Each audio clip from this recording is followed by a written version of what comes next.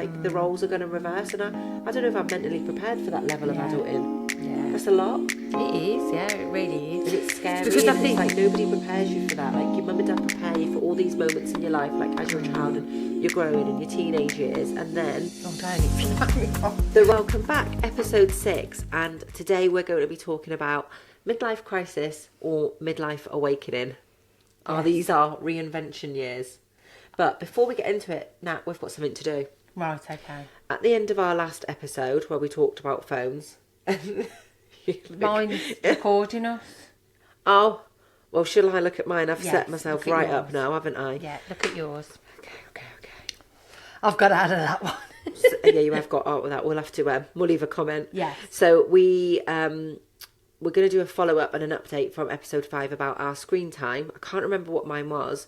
It was 6 hours, something. 6 hours 47 or something. So let's have a quick look now. We won't go on about this too long. Oh, okay. Well, maybe we shouldn't go on about it at all. So, what you see? 7 hours 18 minutes. But I was away. Yeah, I was going to say I was away. So we'll take that with a pinch of salt. Let's just say it stayed the same. Okay. The 2 things that I was going to do were not having my phone in the morning or at the end of the day, and you were going to reinforce your boundaries. Yeah. I would say I have done it for 50% of the time, I'll be totally honest. You've still been really busy though, because you've obviously been doing your course and you're on your phone a lot. Yeah, and it does sound like an excuse, but because, like, say for example this week, I've had 2 days out where I've been doing my meditation training, then are the days I work, so then I've got all this to catch up on. Yeah, so then you obviously... So the days have been very long, but on the days I haven't been working... obviously you're always working to a certain extent, but not doing calls and that. I have had, like, I think it might have been Saturday, I was just completely free day. Yeah. So there's still room for improvement, massively, but it's definitely better. Okay. And with me, my 2 things were not to have my phone first thing in the morning. Of that epic fail. I can't do it. I will try again. I'll keep trying. Why not just do it for 10 minutes? I've done it in the evening. I've stopped it in the really evening. Good. And I have to say, I do feel a lot lighter. It has really helped, and it's made me not worry so much about things that I didn't even need to worry about. Yeah. But the morning one is still something I need to work on. Yeah. But So a bit of a 50-50 Bit of a 50-50. We tried. We said we'd share, and it's something, I think the more aware you are, the more, you can improve, and it doesn't... It's practice, isn't it? Like anything in life, changing, it doesn't need to be everything all at once. So, yes, we can keep improving. So, let's get back into this episode. So, we're talking about, are your 40s a crisis, and is this your chance to figure things out? And some research does show that happiness follows a U-shape. It's at our lowest in its 40s. Right. And then it continues climbing in our 50s. So, if you're feeling a bit lost, then you're actually on the upswing. Yes. What do you think about that? If you're in your 40s. Yeah, if you're in your 40s. Yeah. I don't know. I don't know whether that is the case for me. I think I found 30s quite hard. Yeah. I feel like I found 30s harder than my 40s. Yeah. I don't know. I don't know whether that's because life was... Although, like, I had, like, the kids were younger. They were all different ages. I was juggling getting into Birmingham. I still, like, used to really miss going out more and that. Now I can go out more. I don't want to go out as much. Yeah, it's a weird one because I feel like I can't really judge because I started my 40s as we were coming out of a lockdown and things were different anyway. Yeah. So it's hard to say. Life has changed. Yeah. I think that what I would say... So I think what I'm saying is I don't know whether, for me, happiness... But I suppose, how do you measure happiness? Well, this is it. Like, you could look at it as in, like, as you climb into your 50s, you're on your upswing. I can get that from a point of my children are 13 now. And obviously, life's not hard, but it's constant. You're constantly ferrying someone around or buying something because they keep growing out of things, or there's always a rush to be somewhere. And I feel like maybe as I get into my 50s or approach that more... So I suppose it's relevant to you, because I've got like a 22-year-old. Yeah, so it's different. I suppose it's different, but I have got a 14-year-old as well. Yeah, you're at both ends of the scale, but that's what research shows, but, Yeah, I'll get that, I suppose. I think that I do know a lot of people in the 40s that do feel like they're having a bit of a midlife crisis.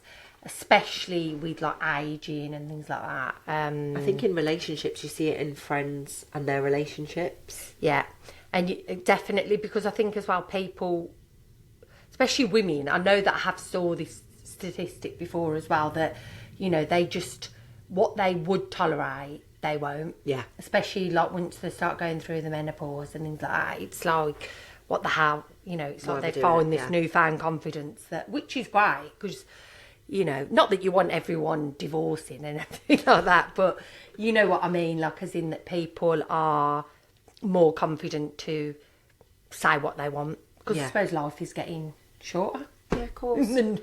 Well, I guess people are changing and evolving, and like you're saying, finding a new confidence, and if they're in a relationship that's not making them happy, then they're getting that confidence to leave. But I do feel sometimes that people give up too easily.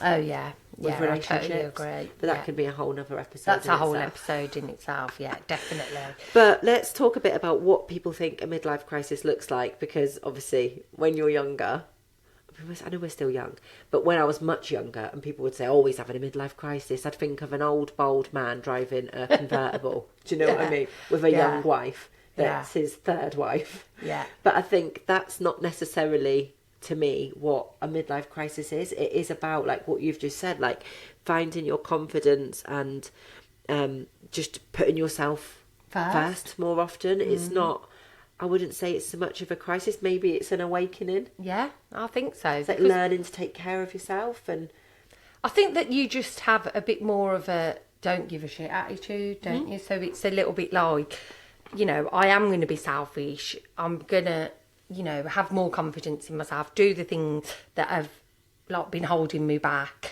And for me, that's what makes me a lot happier, I think. Yeah. Shifting your priorities and working on things that are more important to you than... Yeah. Yeah. And also, like, not worrying what other people think. You know, I would definitely... I know some people do, but I'd say a lot of people as they get older don't care as much, you know. Yeah. You rarely find someone in the 70s that really gives a damn what people think. I know. Which is great, you know. But it's just, you wish you could have been like it younger and younger. So this is your sign to stop caring what other people think. Yeah. Because we're all different. But I suppose how you could see it as well is like with like careers. Yeah. Like, you know, I worked with, so when I left the bank that I'd worked with since my early 20s, I'd worked there nearly 20 years. Wow. I left when I was 40 to do this full time, and it was a massive decision because it was like, it was my security blanket. I was going to say, that must have been really scary. Yeah, and I'd only done the job for 1 month. It was a huge decision, but I was like at that crossroads where it was like, right, you're turning people away from a job that you really are passionate about because you can't do it all. Yeah. You know, or I just felt like I had no choice to a certain extent. I either went that way or and it's the best decision I made. Did people around you think you were having a midlife crisis? Yes. Jason's mum was like, are you sure about this? Because obviously they didn't really... So with Jason, he's very much more level-headed than me. Like, I'm sadly very impulsive, which I'm trying to control. But he controls me with it in a good way. Like, he'll be like, nah, hang on a minute. Like, let's think this through.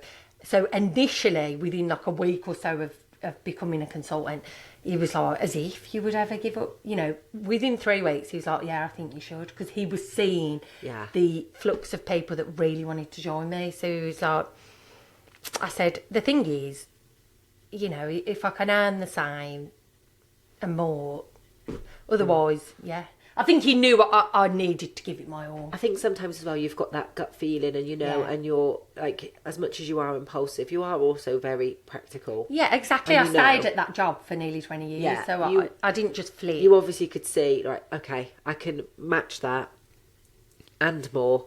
I'm passionate about this. Let's just do it. And I think the timing was just right for you. The reason I'm going on about this is because you do see people, you know, their careers change. And for me, I suppose it was when I turned 40. Yeah. And I think you see that a lot. Like, people work, like, you get lured in by the money when you're younger. Like, I know for me, I didn't go to uni because when I was doing my A-levels, I was working part-time in a call centre and I was earning like 600 quid a month. Yeah. And I thought, I like money more than I like school. So I'm not going to go to uni. Yeah. I'm going to work here forever. That was my goals. And we bought our first house when we were 21 years old. God. And I think that was my goals then, like my career plan then was to have the house, the career, work my way up through the company. And I was very much driven by the money. And I think it got to a point, it was probably not long after I had the twins actually, and I went back to work part-time and I thought, I don't give a shit anymore about your targets and your deadlines and what you want. It all becomes irrelevant. And I thought, I'm not even really that bothered about being here anymore. Like, I'm not interested. It's just, and it's weird, it just really shifted, really changed. Like, and I thought, I don't want to do this anymore. I want to do something that I enjoy, and I love these kids so much. Like, I just want to do something where I can be with them more. And I think that's what led me into a complete career change. And I went down the path of I retrained, I did an NVQ level 2 in beauty therapy, predominantly focusing on nails and waxing, and that's what I wanted to do. And that's what led me onto the path of becoming a one-to-one consultant. And it was all weird. And this is when I started thinking, you know how you're very much in tune with what you put out to the universe. And I was never really so much like that, but that kind of just happened because from doing that career change into the beauty, I fell into, by accident, the one-to-one diet. I met my consultant by chance. I told her I didn't want to do it. I told her I thought it was a load of shit and it wouldn't work. She begged me to do it.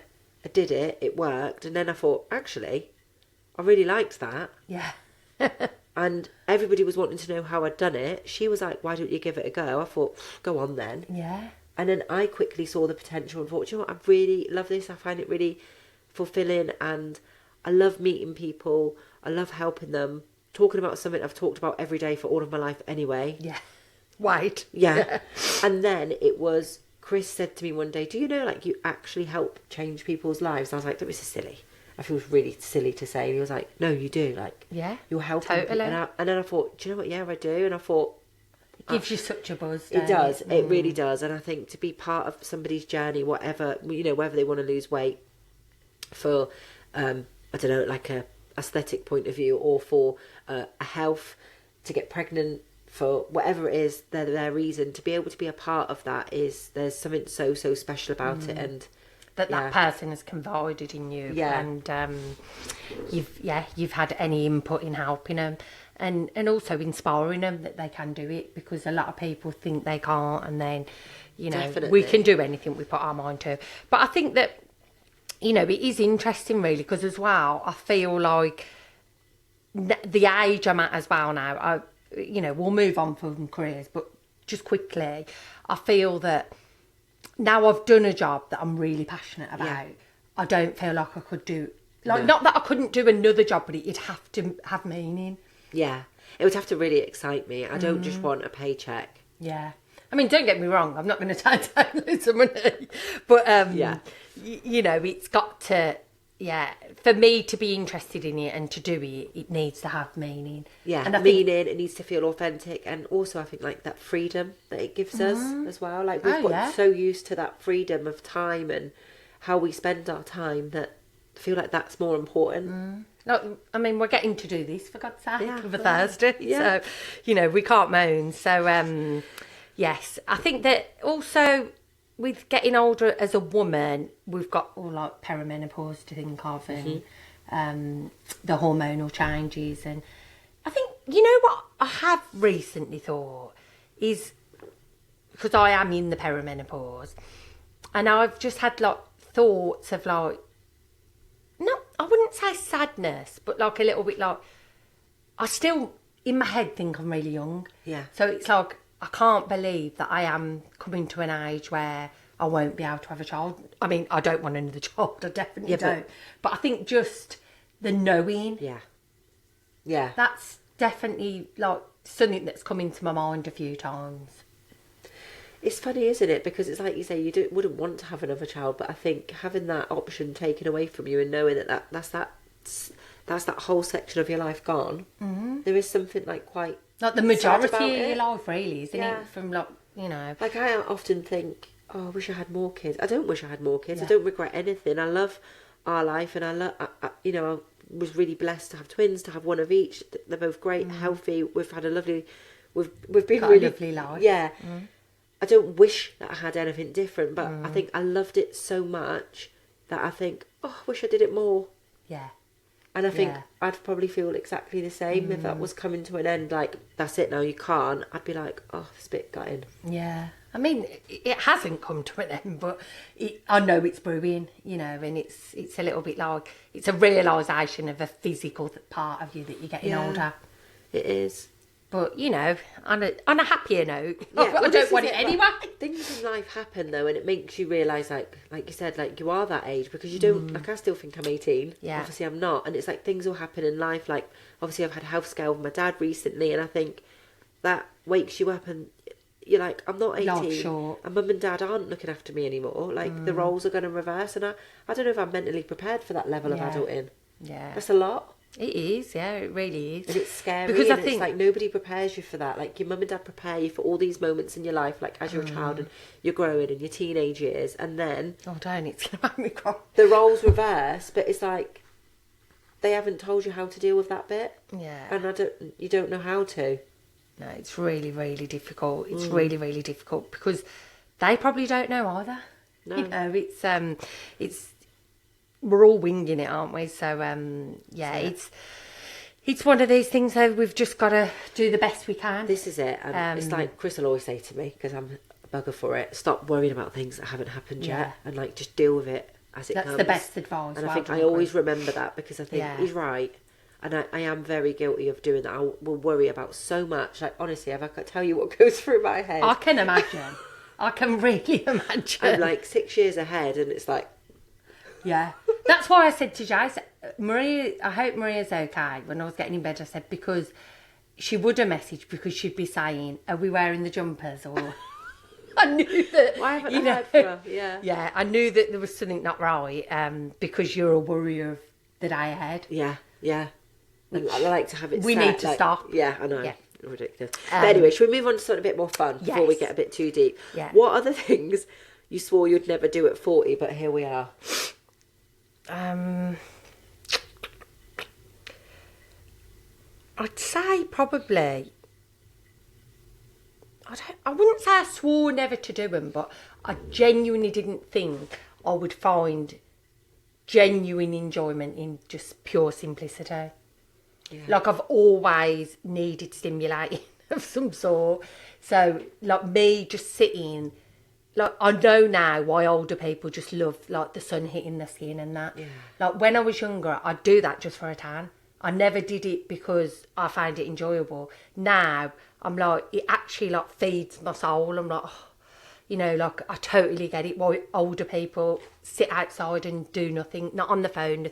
And I'm like, I never thought that would ever be me, but I crave it so much. Yeah. I didn't think I would find genuine enjoyment in just pure simplicity. Yeah. Like, I've always needed stimulating of some sort. So, like, me just sitting... Like, I know now why older people just love, like, the sun hitting the skin and that. Yeah. Like, when I was younger, I'd do that just for a tan. I never did it because I found it enjoyable. Now, I'm like, it actually, like, feeds my soul. I'm like, oh, you know, like, I totally get it why older people sit outside and do nothing, not on the phone. And I'm like, I never thought that would ever be me, but I crave it so much. Yeah. That's so lovely. I think mine is quite similar. I thought, like, going on a walking holiday and looking at scenery would be so boring, but I'll find myself, like, desperately wanting to go. And when we do manage to get away, or even if me and Chris just go on a long walk on a day, like, look how beautiful everything is around. Yeah. And you're really, so appreciative of you feel like such an old fart, 'cause I'm like, isn't it beautiful? Yeah. Look at the view. Yeah. No, but that's really similar. That's the sort of thing I mean. And I think that, you know, it's like sticking on a pair of to really be honest, walking boots and just getting out in the fresh air and I used to think, why do people... Like, I walk all the time now, and that's become my passion. But when I was younger, I'd think, you know, I'd be driving wherever I can, you know, and why would people go for a walk after the vet? And, you know, I'm like, because, you know, it's just about how you feel, isn't it? And how much... the simple things, and I think the more in tune you get with that, the happier you are as well. It is. It's like I really enjoy that. If the kids' football or something gets cancelled at the weekend, I'm like, oh, shall we go on a long walk? Yeah, and it's like so exciting. Whereas I guess when I was in my 30s, I would probably be like, what the hell? Get a grip. This is quite Get a yourself, recent thing. do a bottomless brunch. Yeah, have a great old time. Yeah. But we can still do the odd bottomless brunch, but it's not the be all and end all. No. Funny. Very similar though. Yeah, definitely. I think, and also getting chuffed with like new things in the house. Yeah. Or I love nothing more than getting into bed. Yeah. Oh like, my god. Think, that makes me so happy. I get in bed and I think, I love this bed. Yes. I love it. I love being in bed. I cannot wait to go to bed. When I wake up in the morning, I think I cannot wait to go to bed tonight. I say that's ridiculous. He'll go. What? Because we do always pretty much go to bed at the same time. But I like to go early. Right. So just, oh, God, you know. But we'll watch telly and that in bed. But I'm like, I just feel so at peace. Yeah. You know. So, yeah. Whereas I'd be like, mind you, actually, no, that isn't something that's changed. I've always loved my sleep. Yeah, I have always loved my sleep. I don't know if I'd be excited. But I wouldn't be excited about it. No, I definitely wouldn't have been excited. Absolutely not. Oh, dear. So, what about... you know, navigating change now we're getting older? It's hard, isn't it? I feel like we're in a really lucky, like fortunate stage where it's spoken about a lot more. I've never heard, and I think, do I hear so much about perimenopause and menopause these days because that's my age? Or is it because it is so much more well spoken about? There is so much more support out there.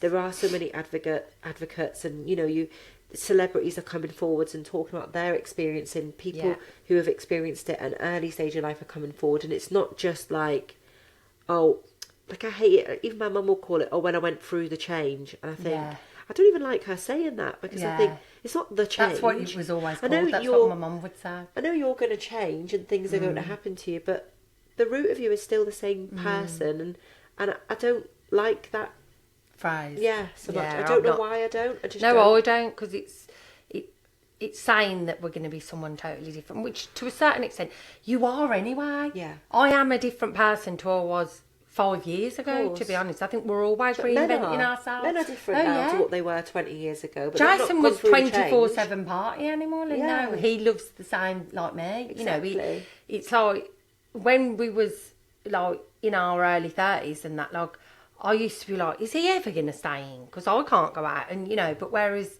he's like, it's the total opposite now, and you know, it's I think that everyone changes all the time, so it's I think the more you can accept that, the more it's not just all on one thing, and it's not all just. But then equally, the awareness is needed, because I think men do need to know as well. Definitely, the physical change within us that's going to happen. Yeah, of course, and like obviously you deal with a lot. There's a lot of changes. It's all that hormonal change. Yeah, but I think I prefer that than just. Yeah, the change. Right, yeah, because I think, like we said, everybody's going to change. Yeah. We're all changing. But we, especially women of a certain age, will experience hormonal changes. And I guess that's kind of hard for a lot of women to navigate. Yeah. Oh, yeah, without a doubt, you know. But we are fortunate with how much more people are aware, and the understanding and awareness. All of that. Definitely, and learning to evolve. And support, you know, it feels like there's more and more support. Yeah, there is a lot more support. I'm not saying it don't need work. No, of course not. And I think there's a lot of, you know, support and advice out there, and that's what I mean. Like, we're lucky that it is so much more awareness. When my mum was going through no. You know, it's really changed over the past 10 years. People didn't talk about it. It's almost as if, like, it was a taboo. Well, you never knew about perimenopause either. No. You know, so that's it. Yeah, it's changed a lot, so that's a really positive thing. But I feel like we're quite similar though, because our careers changed. Like, we've had quite a lot of change as well, haven't we? And I think we're both very receptive to change. We easily move adapt. with the We're times. open to it, and we do move with the times. And I think that is it. It's all about being open to different changes in your life, and learning to evolve with it. And I don't know, just maybe not take so much to heart. Yeah, and talk to people about it. Like, talk to your partner, talk to your friends. Talk to your friends, because people are probably tell people how you're feeling. Yeah, because I bet you there's a lot of friends that are going through similar things that are too scared to talk, and it's opening up the conversations, isn't it? And being there to help each other. And because I think that it is opposite ends of the spectrum. You can have people like myself who doesn't care what other people think, and I don't. It doesn't bother me getting older, and whereas other people, it can really knock their confidence. And you see, and then if they're then feeling, like with menopause, and that your anxiety can increase and everything like that, it's like, that they can become really different. So if you do have someone close to you that like that, reach out maybe and just say, is everything okay? And support each other, really. Yeah, definitely. So yes, I think that's about it, isn't it, on midlife crisis? Yeah, definitely. So I think it's not. You don't hear that as often, though, do you? And I think that is maybe because it's not so much of a crisis. Yes. It's more like change. Our revolving years. Yeah, not the change. Yeah, not the change. Just and you do see it with men as well. Like that they can like think, oh God, my young years, but.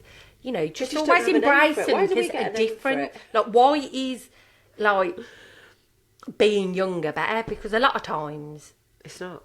It's not. No, like older, wiser. Yeah. The only thing that I miss of being young is no responsibility. But I don't really feel like I've always had responsibility since as a child. I did loads. Yeah. So, but still, I'd never give the world. I love my kids so much, but as soon as you have a child, that's it, isn't it? Yeah, definitely. As in, like, your mind. For me, anyway, that they're never out of my mind. So there's always something for me to worry about. Yes, I've got to admit that in general, I used to be a worrier, but I've trained my mind really well. But the kids is something that I can't always be rational with. Yeah, and it's hard, isn't it? Did you watch that? What is it called? Adolescence. I haven't, but I've read so much about it. That really got me thinking. Yeah, I mean, he's brilliant. Yeah. And everything he does is brilliant. But it was really good for anyone that watched it. It really. Because I've saw they've been campaigning to put it in Parliament and everything. Oh, really? It's a hard one, isn't it? Because they were talking about, obviously, like, this kind of follows on from last week's episode, like phones and kids on their phones, and I get it, but also, like, my kids at school. Their whole timetable is on their phones. Yeah. Their homework is set on their phones. Like, they need their phones. Yeah. So it's hard. It's like, you can't say you can't have phones in schools unless we're going to go back to the old way, how I had it, when you printed off your timetable and pasted it inside your book. What are they going to do? Liam don't take a phone to school, though. So how does he know where he's going? He's got a screwed up piece of paper in his pocket that... But then they it's do like print it off. Like, they communicate. But everything he needs when he's home is on... Yeah. He needs his phone. But it is hard, and it's like having the, like...